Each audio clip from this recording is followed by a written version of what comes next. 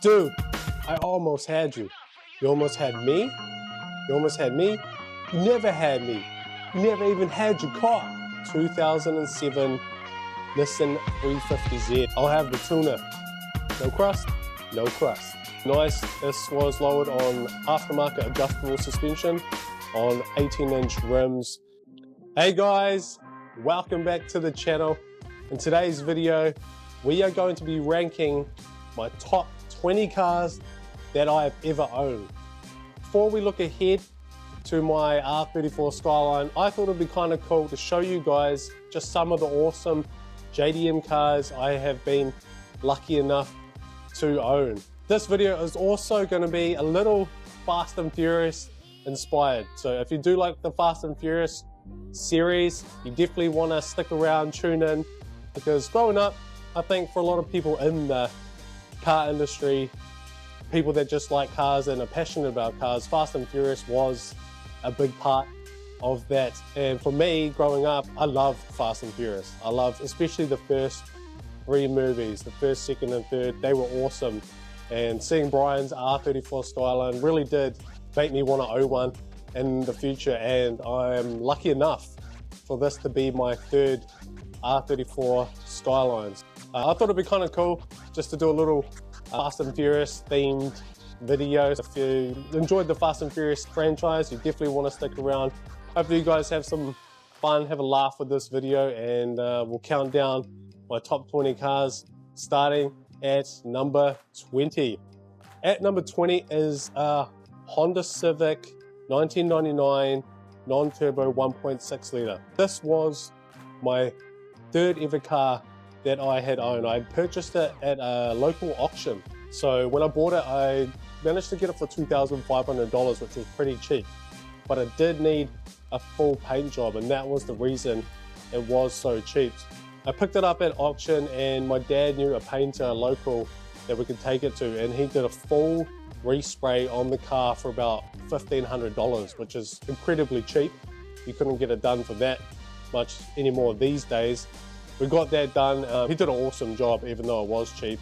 It turned out great. It looked basically brand new, and it was lowered on aftermarket springs and some really nice 17-inch rims. It had some awesome sounds with a big bore muffler. And the reason this car makes it onto the list is this was sort of the car that got me into flipping and doing up cars. Just buying something, restoring it, giving it a full paint job, doing some light modifications. That really ignited my passion for cars, this one. That's the main reason it made it onto the list. I know Hondas get a lot of grief. A lot of people don't like them, but I'm not the biggest fan. I do think they are cool cars. They are very reliable, they make good power, and I really enjoyed this Honda Integris.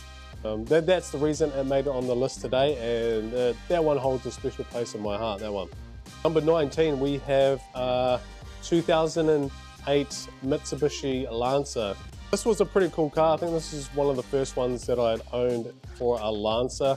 It was lowered on aftermarket springs as well.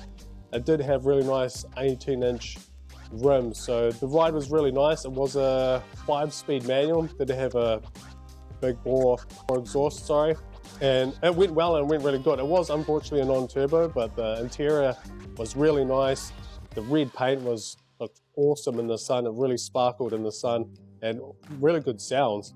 And I picked this up cheap just on Facebook, kept it for a few months, and then I ended up flicking it off. But yeah, really nice car. I'm not the biggest fan of Mitsubishi, but this was a cool little flip, and I did enjoy owning it at the time. All right, number 18 on the list is a 2006 Toyota Mark X. These are pretty cool cars. It was the first one that I had ever owned, and I really enjoyed it. I probably had it for about 3 or 4 months. I bought it cheap off Trade Me here in New Zealand, I think for about $2,000. And it came on factory rims, but I ended up getting a new set of rims, nice 17-inch here in silver, that really made the car pop. And I really enjoyed this car. It was very luxurious inside. It had a good engine, a 3-litre V6, so it had a good amount of power. And yeah, I really enjoyed the Mark X. Really cool car. I mean, you can't go wrong with the Toyota. Probably the most reliable make of cars. So that makes it to number 18 on the list. Now at number 17, we have the matte black 2007 Nissan 350Z. So this was a really cool car. I picked this up off Facebook Marketplace. It had the full matte black paint job, which you don't see very often. Not the biggest fan, but I thought on this car it looked pretty cool. It was lowered as well on really nice, I think 20-inch rims. This is 6-speed manual, sorry.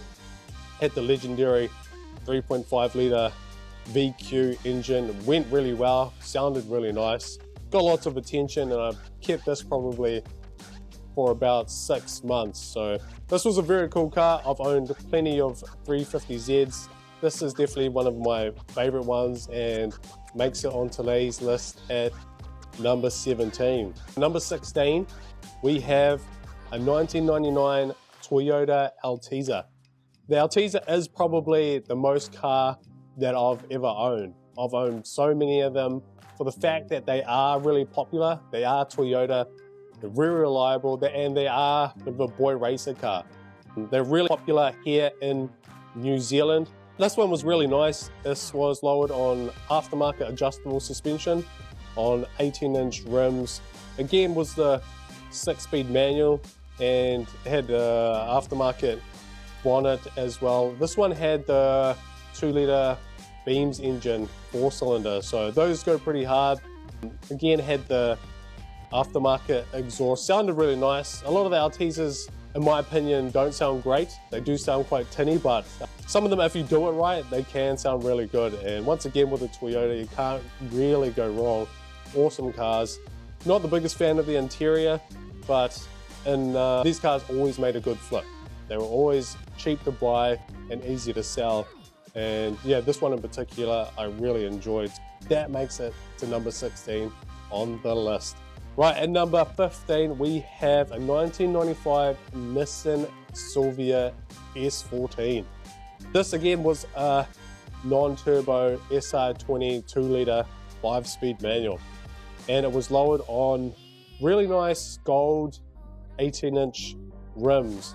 Unfortunately, it didn't really have a kit, so the body lines and stuff were quite basic. But this was a really cool car. I've owned a few S14s, and this one went really well. It had nice interior, it sounded really good, and it was something that I kept for about 3 or 4 months. Enjoyed it while I had it.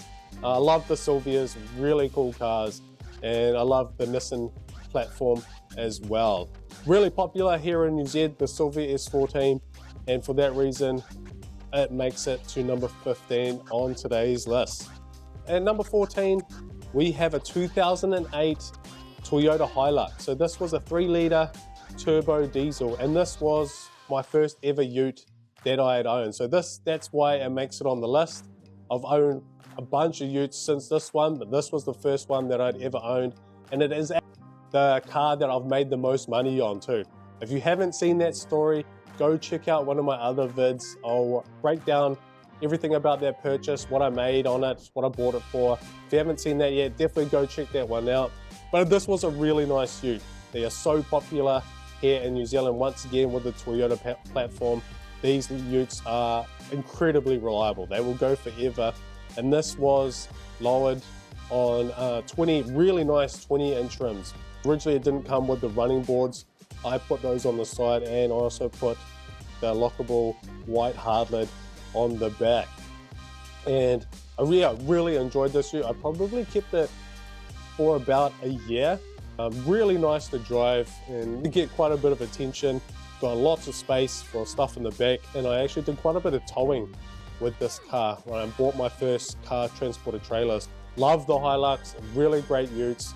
This was definitely one of the, if not probably the nicest ute I've ever owned. That's the reason this one makes it to number 14 on the list. At number 13, we have a 2008 Mazda Excella MPS. Now, I've owned quite a few MPSs, and they are pretty cool cars. It's a 2.3 litre turbo 5-speed manual, and they are pretty quick for a little car.